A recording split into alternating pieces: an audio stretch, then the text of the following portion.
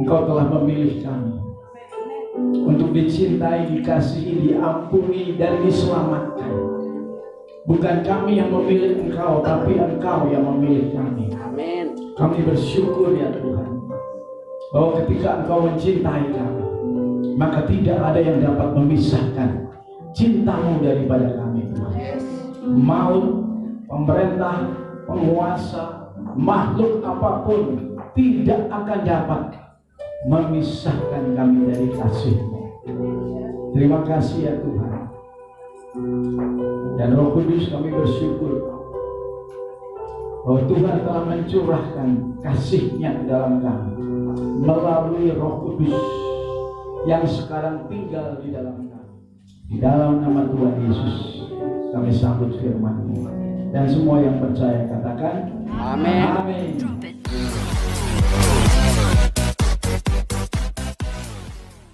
Siang hari ini kita akan belajar firman Tuhan dari kitab Roma pasal yang ke-8.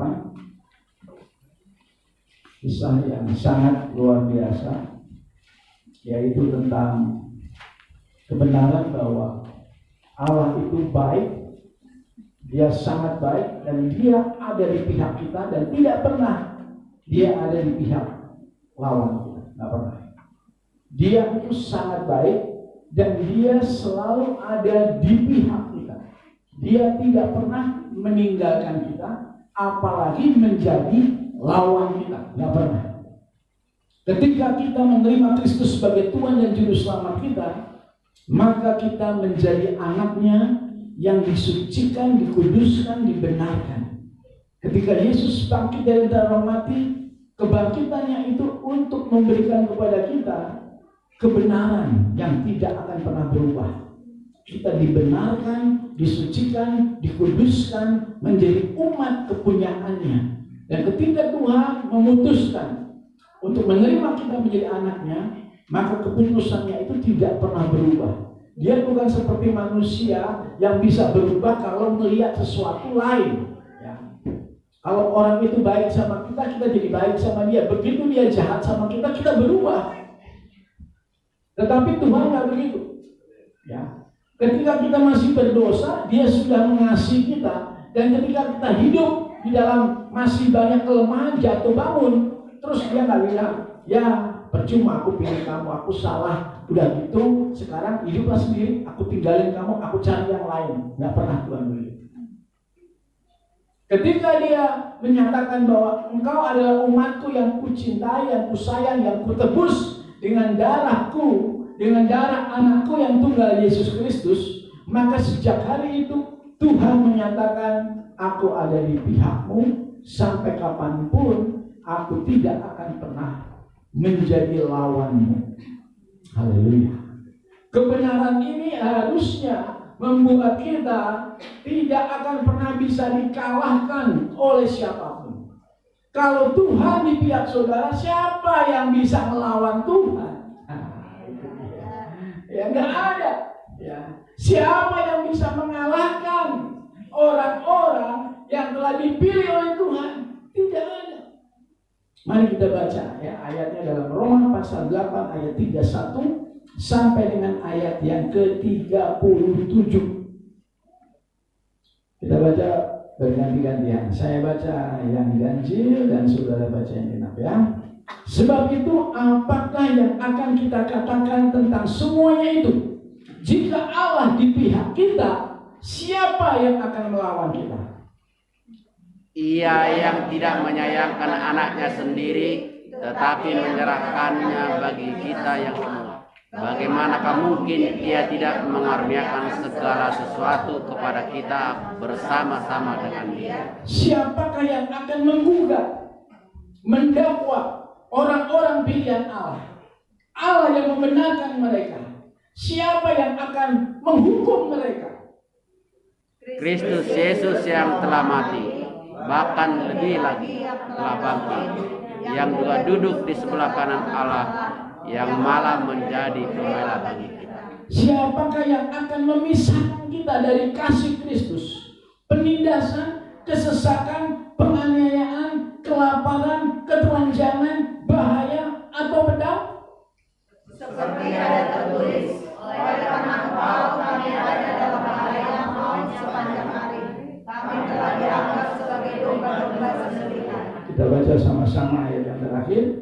Tetapi dalam semuanya itu kita lebih daripada orang-orang yang menang oleh Dia yang telah mengasihi kita.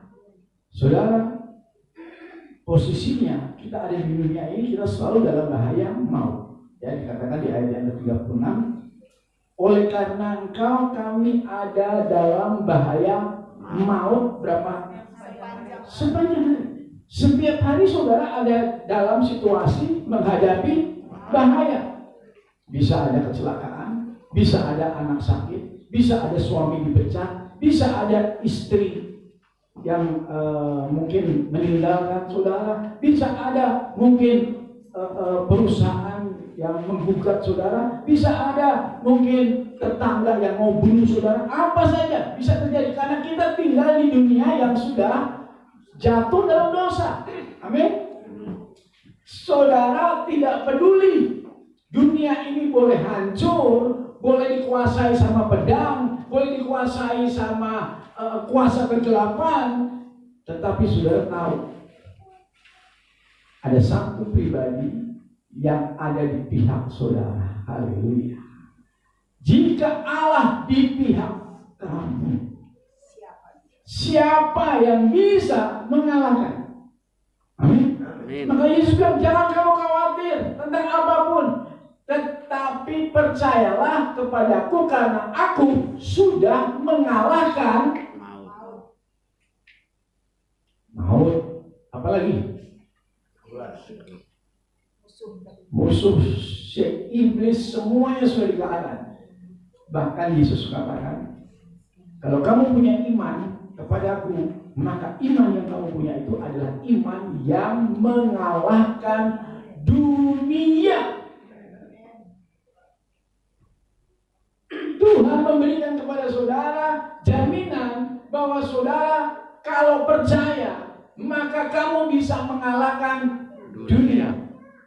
Mau tetanggamu bawa pedang, mau suamimu kehilangan pekerjaan, mau istrimu meninggalkan kamu, mau suamimu pergi meninggalkan kamu, mau anakmu jadi seorang penjahat, apapun yang terjadi dalam hidupmu, kamu gak perlu khawatir. Kamu bisa tetap menjadi orang yang lebih dari pemenang, karena imanmu kepadaku akan menjamin bahwa kamu akan mengalahkan semua masalah dunia ini. Haleluya. Tidak ada orang yang bisa mengalahkan Tuhan. Ketika dia bangkit dari orang mati, maka terbukti bahwa kematian tidak ada kuasanya lagi.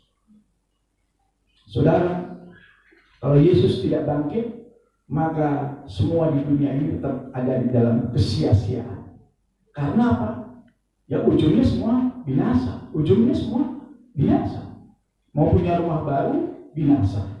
Mau punya mobil bagus, binasa. Mau punya keluarga yang baik-baik, binasa. Mau punya negara yang kaya, binasa. Semuanya binasa ujungnya. Tetapi ketika ujungnya sudah diberesin sama Tuhan, ya, tadi awalnya semuanya bagus, baik-baik pada waktu Tuhan menciptakan langit dan bumi, semuanya baik-baik. Tapi karena dosa, rusak semuanya. Karena dosa rusak semuanya.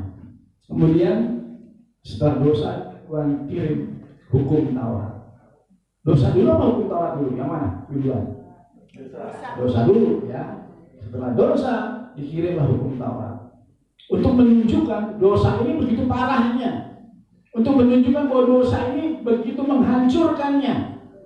Ya, jadi kalau ada orang mencuri, potong tangannya. Kalau ada orang berzina, lemparin batu. Karena ini semua merusak dunia. Maka harus dihukum, semua dosa harus dihukum, tidak terkecuali dosa kecil, dosa besar, nabrak orang dengan tidak sengaja, bunuh hewan tetangga, semuanya ada hukumnya tuh sini. 6.000 peraturan semuanya ada. Ini hukum Taurat untuk menunjukkan tentang ngerinya dosa. Tetapi Tuhan gak berhenti dengan memberikan hukum Taurat. Dia berikan setelah hukum Taurat puncaknya yang akan beresin masalah semuanya. Bukan hukum Tauratnya, hukum Taurat nggak bisa menyelesaikan. Tetapi yang bisa menyelesaikan adalah Tuhan Yesus atau kasih karunia. Jadi yang namanya kasih karunia itu pribadi. Ya, jadi makanya Injil dikatakan Injil Yesus Kristus atau Injil kasih karunia. Udah nggak ada lain, namanya nggak ada lain yang lain. Nggak ada Injil perbuatan baik, nggak ada. Ya. Injil kesalehan nggak ada. Injil orang yang banyak menolong orang nggak ada. Injil ibadah nggak ada. Injil itu cuma dua, Injil Yesus Kristus atau Injil kasih karunia. Jadi puncaknya dari kehancuran akibat dosa, dari hukum Taurat yang menghukum manusia karena dosa, puncaknya adalah Injil Yesus Kristus. Pada waktu dia berkata bahwa barang siapa percaya, dia pindah dari dalam maut ke dalam hidup. Kita baca sama-sama di dalam Yohanes pasal 5 ayat 24. Baca sama-sama ya. Yohanes 5:24. 1, 2, 3. Aku berkata kepadamu, sesungguhnya barang siapa mendengar perkataanku dan percaya kepada Dia yang mengutus aku, ia mempunyai hidup yang kekal dan tidak turut dihukum. Nah ini dia nomor satu yang paling penting. Kalau kita percaya, maka kita harus yakin kita tidak turut dihukum. Sebab yang percaya itu sudah pindah dari dalam maut ke dalam hidup. Beritahu teman saudara, kamu sudah pindah. Alamatmu bukan maut lagi. Alamatmu sekarang hidup kekal. Amin. Amin. Alamat saudara sekarang ini kalau di kantor pos, bukannya ujungnya neraka, maut, bukan. Tetapi ujungnya di mana saja saudara berada, baik di Indonesia, di Israel, di Arab, di Cina, alamat saudara sama, ditulisnya bukan maut lagi, tapi ujungnya alamat saudara adalah hidup kekal dalam kelimpahan. Amin. Dan ketika saudara percaya kepada Tuhan Yesus, maka Tuhan yang berkata, sekarang aku yang jadi pembelamu. Kalau ada yang menuduh, kalau ada yang mendakwa, jangan kamu hadapin. Aku yang akan hadapin. Haleluya. Ya, tetapi masalahnya banyak manusia mencoba untuk menolong Tuhan dengan dia berusaha menggunakan rasionya, menggunakan kekuatannya, dan akhirnya terjadilah stres dan depresi yang membuat orang bahkan jadi jatuh sakit, yang membuat orang jadi bahkan gangguan mental, membuat orang menjadi mengalami berbagai macam keterpurukan akibat awalnya ketika dia mencoba tidak menggunakan imannya untuk menyelesaikan masalah, tapi menggunakan kepandaiannya, menggunakan hikmatnya sendiri, menggunakan kemampuannya sendiri. Saudara, Tuhan itu begitu baik, dan saudara harus jangan pernah mau ditipu sama iblis yang mengatakan Tuhan itu baik kalau kamu taat. Kalau kamu nggak taat, dia baik. Nggak baik lagi. Nah, itu dia. Ya. Saudara, berarti saya ini punya kepribadian ganda, ya kan? Kadang-kadang baik kalau saya lihat kamu taat, tapi kadang-kadang saya jadi jahat kalau saya tidak melihat kamu baik. Kira-kira Tuhan Yesus begitu nggak? Jawab. Tidak. Kenapa kalau ada yang jelek masalah dalam hidup kita, kita langsung berpikir ini hukuman dari Tuhan. Nah, gitu ya. Jelas-jelas dikatakan barang siapa percaya ia tidak turut dihukum. Kita sendiri yang punya pikiran yang salah, itulah yang menghukum kita. Saudara, orang yang mengalami gangguan mental itu dia diserang oleh pikirannya sendiri. Bukan Tuhan yang menghukum. Bukan Tuhan yang membuat dia mengalami kesedihan. Justru Tuhan ingin menggantikan kesedihan dengan sukacita. Amin, saudara. Mari kita lihat bersama-sama dalam Kolose pasal 2 ayat 14. Coba baca Kolose 2:14 sama-sama. 1, 2, 3. Dengan menghapuskan surat hutang yang oleh ketentuan-ketentuan hukum mendakwa dan mengancam kita, dan itu ditiadakannya dengan memakukannya pada kayu salib. Jadi hutang dosa saudara, hutang penyakit saudara, hutang ketidaktaatan saudara, hutang pemberontakan saudara, semuanya itu tercatat di hukum Taurat, Dan iblis bisa pakai itu untuk mendakwa saudara, mengancam saudara. Tetapi ingat, jangan sampai di situ saja bahwa itu tercatat di hukum Taurat. Memang benar nggak boleh berzina, memang benar nggak boleh mencuri, memang benar nggak boleh berbohong, memang benar nggak boleh menduakan Tuhan. Kita kadang-kadang menduakan Tuhan nomor 2, nomor 1 hobi kita, nomor 1 game kita, nomor 1 uang kita. Demi ada uang, ibadah mau duit, ini ngejar duit, kapan lagi ini duitnya mumpung ada di depan mata Tuhan, ya. Jadi ibadah nanti dulu, ya, kejar ini dulu.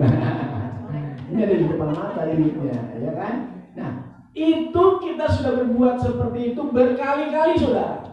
Berkali-kali kita menduakan Tuhan. Tuhan jadi nomor 2. Nomor 1 uang, hobi, kesenangan, ulang tahun saudara kita, arisan, bisa kadang-kadang nomor 1. Tuhannya nomor 2. Tetapi saudara, kalau sampai kita jatuh dalam dosa, kalau sampai kita terus-menerus jatuh bangun, jangan saudara kemudian merasa terdakwa, terancam. Karena Yesus sudah katakan, itu semua pelanggaranmu yang dulu, yang sekarang, yang akan datang, itu semua ditiadakan. Sama-sama katakan ditiadakan. Ditiadakan. Ingat saudara, sudah dianggap tidak ada. Tidak ada. Maka dikatakan, I can remember your sins. Tuhan itu tidak bisa mengingat-ingat segala dosa saudara. I remember no more. Aku nggak ingat lagi. Kalau kita kan dulu pikirannya, kalau kita nanti mati, kita akan dibukakan kitab. Jadi kitab itu ditulis semua dosa saudara dari kecil sampai besar. Nggak ada di Alkitab. Justru dikatakan itu dihapuskan Tuhan. Kita lihat di dalam Roma pasal 4. Roma pasal 4 ayat yang ke-7. Kita baca sama-sama. 1, 2, 3. Berbagailah orang yang diampuni pelanggaran-pelanggarannya, yang ditutupi dosa-dosanya. Ayat yang ke-8. Berbagailah manusia yang kesalahannya tidak diperhitungkan Tuhan kepadanya.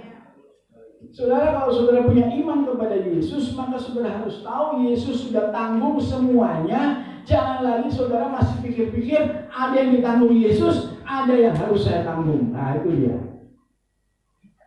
Itu artinya imannya setengah-setengah, masih setengah di perjanjian lama, di mana ada hukum Taurat. Kalau kamu setia, Tuhan setia.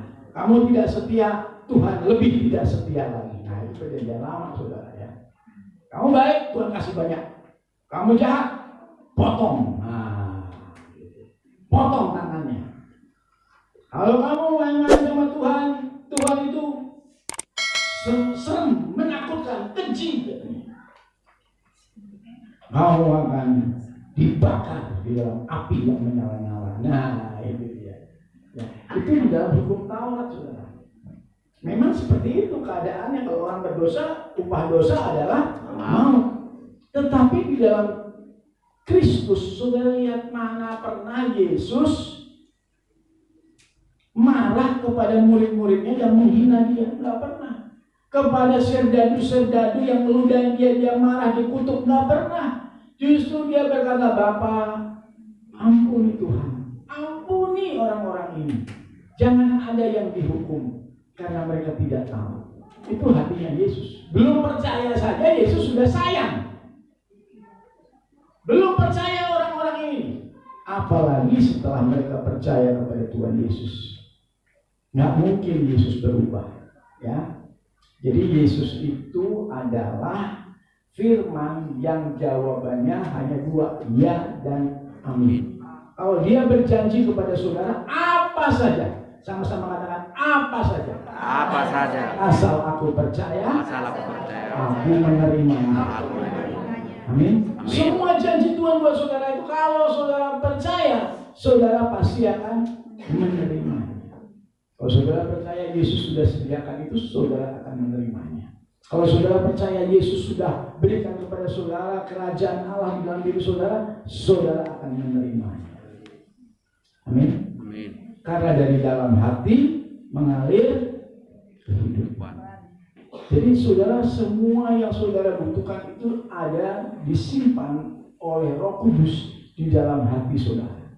Dan saudara yang percaya, dari dalam hati mengalir kesembuhan. Amin. Amin. Coba lihat, kalau saudara, tangan saudara kena pisau, sobek kulitnya.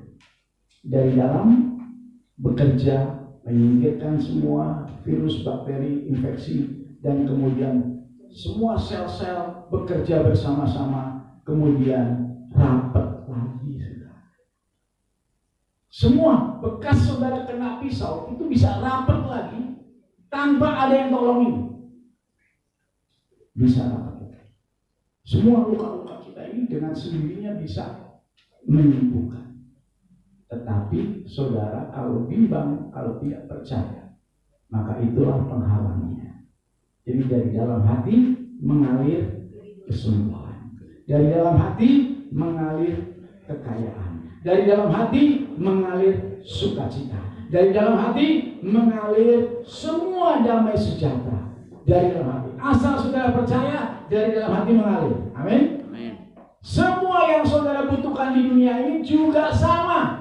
Semua kebutuhan saudara akan saudara terima kalau dari dalam hati kita percaya. Maka mengalirlah kesehatan, kesembuhan, damai sejahtera, sukacita. Jadi kalau orang bisa melihat Kristus yang mati di kayu salib dengan segala kebaikan-kebaikannya, dengan segala kemurahannya, maka saudara akan melihat hari-hari saudara dalam hidup ini setiap harinya akan menjadi hari yang baik. Amin. Setiap hari saudara melalui hari saudara menjadi hari yang baik. Tetapi kalau saudara tidak mau melihat kepada Kristus dan karyanya yang sempurna, maka seringkali saudara akan berpikir, jangan-jangan saya belum jadi ciptaan yang baru. Jangan-jangan saya masih manusia lama. Jangan-jangan saya belum menerima anugerah. Jangan-jangan saya belum diampuni. Nah, itu dia parahnya. Yesus yang bilang dosamu sudah diampuni, tapi kita bilang jangan-jangan dosaku belum diampuni. Makanya waktu Tuhan Yesus menyembuhkan orang sakit, dia bilang, nak percayalah dosamu sudah diampuni. Yang lumpuh kemudian berjalan. Orang-orang Farisi, ahli Taurat, imam-imam kepala pada kebakaran jenggot. Siapa dia kok mengampuni dosa manusia? Ini orang sesat katanya. Karena Yesus berkata, dosamu sudah diampuni. Kalau mereka percaya dan menerima. Haleluya. Dan hari ini, kalau saudara menghadapi situasi seberat apapun, saudara jangan lihat situasimu, tetapi percayalah tentang kebaikan Tuhan. Maka segala yang ada dalam hidup saudara, dari dalam hati mengalir keluar kehidupan yang terbaik yang saudara butuhkan dalam hidup saudara. Haleluya. Amin. Terima kasih Tuhan.